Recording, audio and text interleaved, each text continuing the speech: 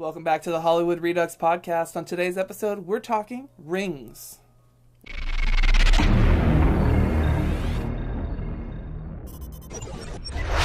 Welcome back to the Hollywood Redux podcast. I'm Katie. I'm Michael. And I'm Matt, and we're coming to you from HollywoodRedux.com. And on today's episode, we are talking about the movie Rings. Numero tres. Yeah. Ring number 3. Reboot. If you've never seen one of our reviews, be sure to mind the spoilers that are coming ahead. We will spoil the hell out of this movie. If you have not seen the movie, please turn this off and go watch it, unless you're one of those weirdos who likes spoilers. There you go. No. So here we go. Honestly, save your money, listen to our review, watch it when it pops up on demand. That's the bottom line here, I think. Yeah, I can agree with that. Even I think people who are real horror movie enthusiasts who are just looking for a good scare, even if you're just going for that, I think it fails you.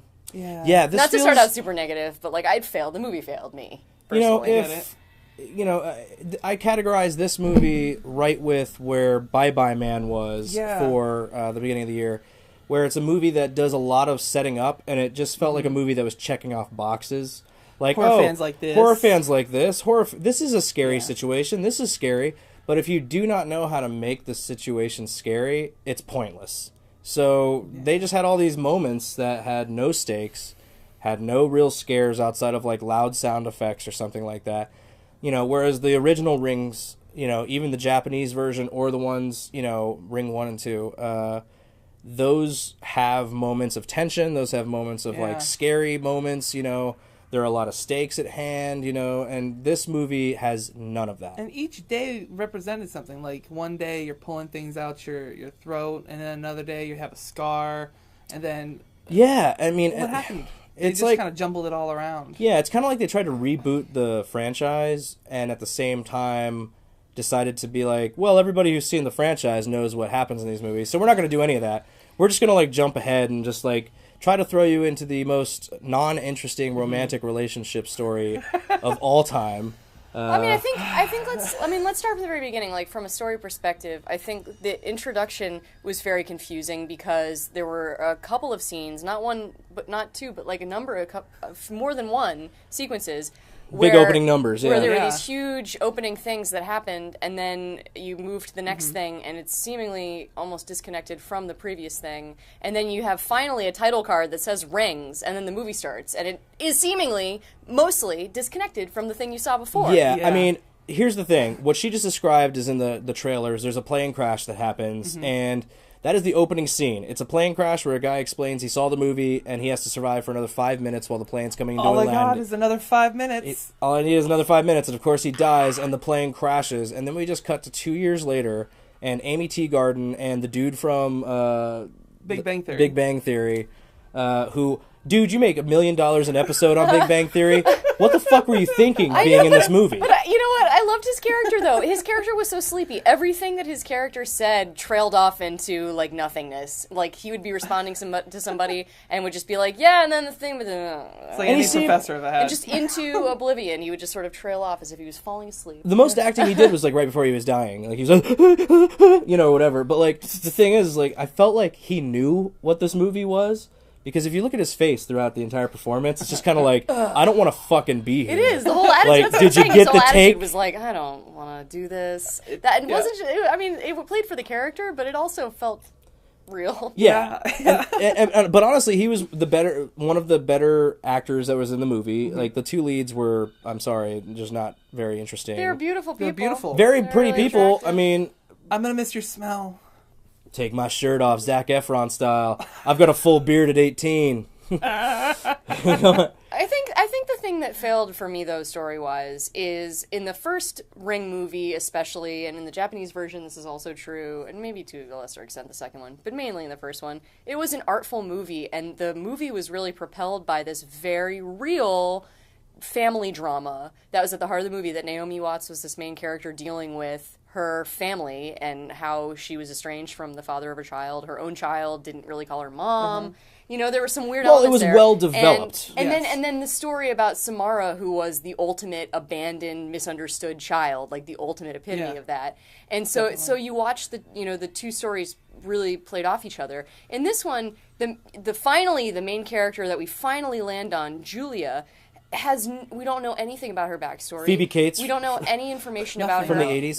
If she even had like a relationship with her father that we knew that was like a fraught relationship with her father, then that would make more sense for her to stumble into this, to play this out for Samara in dealing with bad fathers who don't protect you, etc., etc., etc., bring you into the world and then don't protect you, all these things. Then at least you would have gotten some kind of meaningful something to the story. Yeah, like in the first movie had thing... meaning. There was meaning there. It was scary, but there was meaning. Yeah, absolutely. The only thing we knew about Julia's character was that she was staying in her hometown from going to college to take care of her mom. That's to take care of her mom, who we never see. Yeah, which means nothing. And then she left her. And then she gets jealous as fuck. It's a line of dialogue. They didn't show us. They didn't show us anything. They just told us that in a throwaway line. So and then and then she gets jealous as fuck and goes to this college, leaving her dying mother alone. She's all alone. In the middle of the night. We don't even see her decision to do that. It was such a big deal for her to like stay and take care of her mom. But then the decision to leave her mom and go off in this adventure. She doesn't even mention her mom once on the adventure. Like, oh, I left my dying mom. Nope, doesn't give a shit.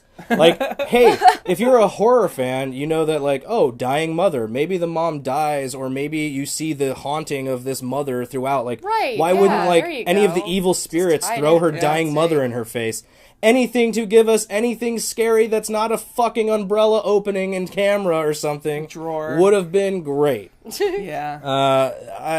This movie, we could go all day about how many things this movie set up and did not set up. Okay, but positives. I love Vincent D'Onofrio playing, I think, probably like the truest character to his nature, which is a blind former priest, kidnapper.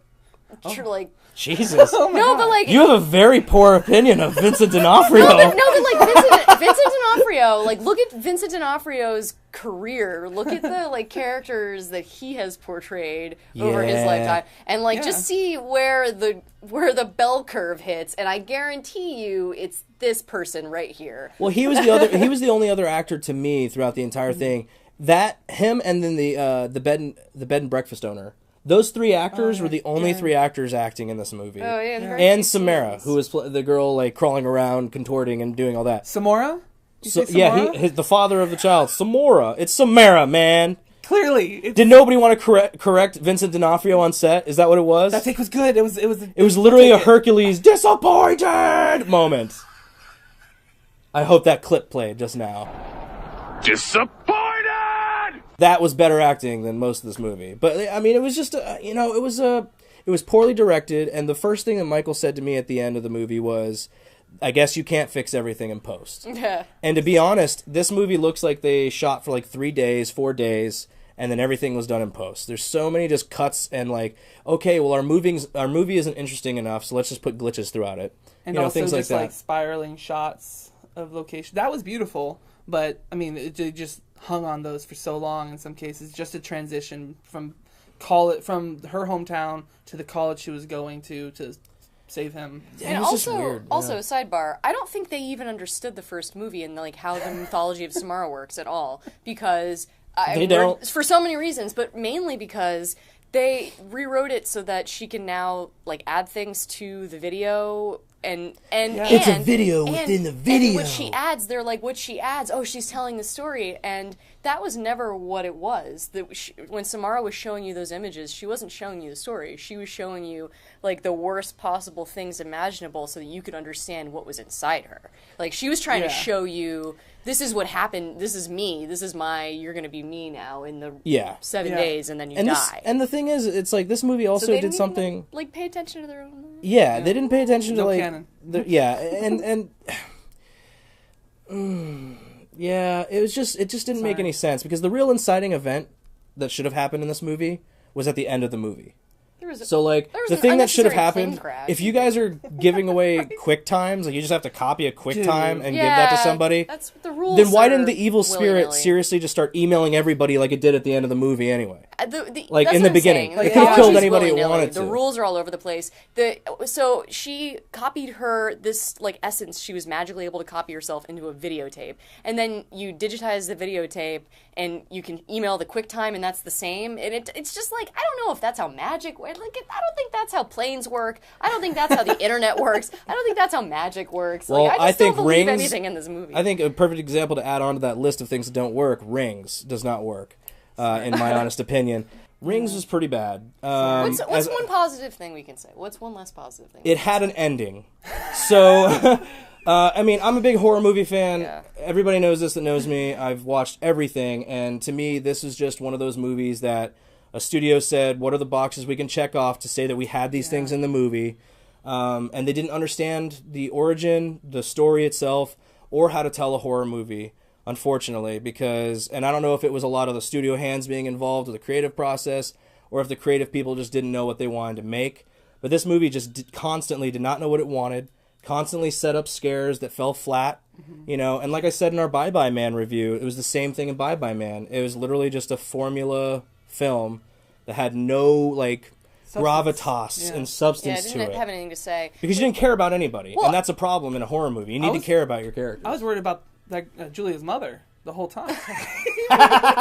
Julia wasn't. No, Julia was not. what I was going to say is that I was more interested in the very brief foray the movie took into Johnny Galecki's little, like, bar club world of the people who share the video, the Sevens or whatever. Yeah. I was like, this is like a CW Yeah, well, the whole here. thing felt like But- the CW was but doing the ring. it was so brief. It was like, oh, and by the way, there's a whole Samara death cult, and we're done. And it was like, what? I actually am interested in that. Also, those people. and the cops Who were are showing up those to interview people? him, and then he just goes back. He just, like, drove out for the night and then came back the next day and cleared out his office. Like, What happened? nothing happened with the cops. Like, Oh, yeah, was he that investigated bizarre. at all? Another See, we setup. get it. So you start pulling the threads, and you're like, but wait a minute. Then there was this other scene that led nowhere. Then there was this other scene that led me nowhere.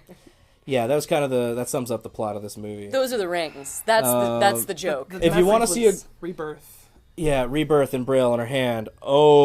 Anyway, there's enough. The Ring. If you want to see a great Ring movie, see the original or the Japanese Ringu, or see the American first one. This is pretty rough. Save your money. Wait for it to come out and free in 6 months because it'll be out on Netflix. I guarantee it. Chances are Netflix might not even buy this one. They might just let Amazon pick it up. So let us know what you think of our review in the comments below. If you like the movie and you think we're full of crap, let us know as well. Oh, please, yes. I would love to hear that perspective. Different opinions. Yeah, I would absolutely. love to hear that It's a perspective. community for all of us who love making movies and watching movies. Like, if you thought there was something of value in it, like, I would love to try and also find something of value in it. Yeah, tell us. Yes, For the we'd love of like God. to know. But for the Hollywood Redux podcast, that's going to do it for us this week. My name is Matt. You can find me on social media at Splashdown1. And I'm Michael. I'm at What the Hess. I'm Katie. I'm at K-Moles. Yes. And we are coming to you from HollywoodRedux.com. All right, guys. Check us out next time. We're going to be talking about John Wick 2. Chapter 2, dude. Bye. Chapter 2. Thanks for watching. Deuces. I know you will. Oh, hey. Hope you enjoyed that video. If you did, be sure to give it a thumbs up. And check out below for more. Or you can follow us on social media right over there. Or, hey, while you're at it, check out our store at reduxgear.com for plenty of cool shirts. And subscribe for plenty more content just like this. See you later.